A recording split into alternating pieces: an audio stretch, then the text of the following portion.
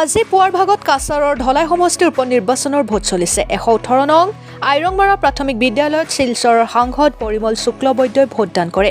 আজি তেওঁ সংবাদ মাধ্যমৰ আগত ধলাই উপ নিৰ্বাচনত বিজেপি দলৰ প্ৰাৰ্থী হিচাপে নিহাৰ ৰঞ্জন দাস জিকিবই বুলি খাটাং জনাইছে শিলচৰৰ সাংসদ পৰিমল শুক্লবৈদ্যই।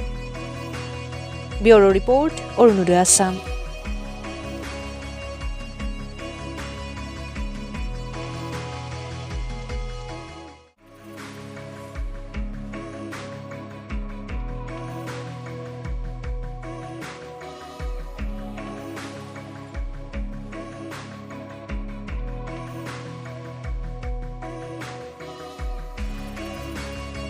देखिए, बचपन से जब से वोट देना चालू किया, 18 ईयर्स जब हुआ था, फर्स्ट वोटाधिकार मिला था, तो आज मैंने खुद मेरा वोट मैंने दिया। इससे बड़ा खुशी क्या हो सकता है। इसलिए वोट देके मैंने पूरा आशावादी है कि मैं जरूर जीतूंगा, क्योंकि अभी जो आदमी का जो जोश देख रहा है, कल रात से भी इतना फोन आ रहा है, हम पूरा रात नहीं सोए, 3-4 बजे तक फोन आया। तो आदमी बहुत मेरा साथ में, पूरा धुलाई का आदमी जरा वोटर सब मेरा साथ है। इसलिए मैं आशावादी हूँ, इस बार जय जरूर होगा। গণতান্ত্রিক প্রক্রিয়ায় আমাদের নির্বাচন মানে এক রাষ্ট্র গঠনের কারণে এক মহাযজ্ঞ।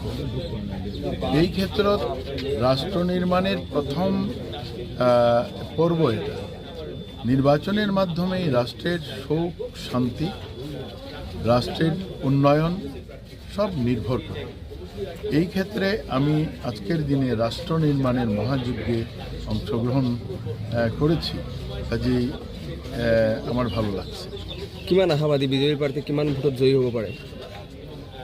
আমাৰ ইয়াতে আপোনালোক জ্ঞাত যে যোৱা 21 নিৰ্বাচনতো আমি এটা বিপুল ভোটেৰ ব্যৱধানত বিজয়ী হৈছোঁ। মই ভাবোঁ যে এইবাৰ মই যোৱা বছৰ যি ভোটৰ ব্যৱধানত বিজয়ী হৈছোঁ, ইয়াতকৈ বেছি ভোটৰ ব্যৱধানত নিহাৰ ৰঞ্জন দাস আমাৰ বিধানসভাত প্ৰৱেশ কৰিব বিজয়ী হ'ব। এইটো আমাৰ ধলাই বাইকৰ কাৰণে আজি ভোটিং চলি আছে। আমি 7টাৰ পৰা ষ্টাৰ্ট হৈছে। আমি চাইছোঁ কি ভোটিং ডেস্কভাৱে এইটো তাড়াতাড়ি কৰি আছে বুলি। অলৰেডি 10-15% ভোটিং হৈ গ'ল এতিয়া 8টা বজাত। মই ভাবোঁ যদি এনেকুৱা থাকিব, আমাৰ যোৱাবাৰ যিমানখিনি ভোটিং হৈছে তাৰ ওপৰত কিমান চেণ্টাৰ চেঞ্চিটিভ আৰু কিমান জোন বা আমাৰ ক্ৰিটিকেল পলিং ষ্টেচন আমাৰ 4টা আছে আৰু ভালনেৰেবল 9টা আছে। তাৰ ওপৰত আমাৰ গোটেইখন চেণ্টাৰত আমাৰ 2টা চিকিউৰিটি ফ'ৰ্চ দিয়া হৈছে আৰু তাৰ ওপৰত আমাৰ 55 চেণ্টাৰৰ মাজত 55% চেণ্টাৰ 114 চেণ্টাৰ তাতে আমাৰ ৱেবকাষ্টিং কৰা হৈছে আৰু CAPF চিকিউৰিটিও দিয়া হৈছে। কিবা আমাৰ এইটো আমাৰ ৰেপিড একশ্যন টিম থাকে। চ' সকলো ব্যৱস্থা হৈছে। আমি ভাবোঁ একো ইনচিডেণ্ট হ'ব নোৱাৰে। বৃদ্ধ মানুহ 80-90 ইয়াৰ্ছৰ যিবিলাক বুঢ়া মানুহ আছে তেওঁলোকৰ কাৰণে কিবা আলাদা স্পেচিয়েলি ভোটাৰৰ কাৰণে কিবা ফ্ৰী আছে?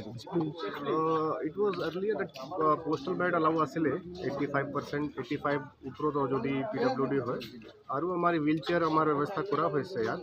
আৰু যদি বৃদ্ধ মানুহ হয় তেখেতৰ প্ৰায়ৰিটি পাব। আমাৰ মহিলাই তেখেত প্ৰায়ৰিটি পাব। এনেকুৱা লিখা আছে কি আমাৰ 2টা মহিলা ভোটিং কৰিব, তেতিয়া আমাৰ এটা পুৰুষ ভোটিং কৰিব। এইবিলাক আমাৰ ব্যৱস্থা হৈছে।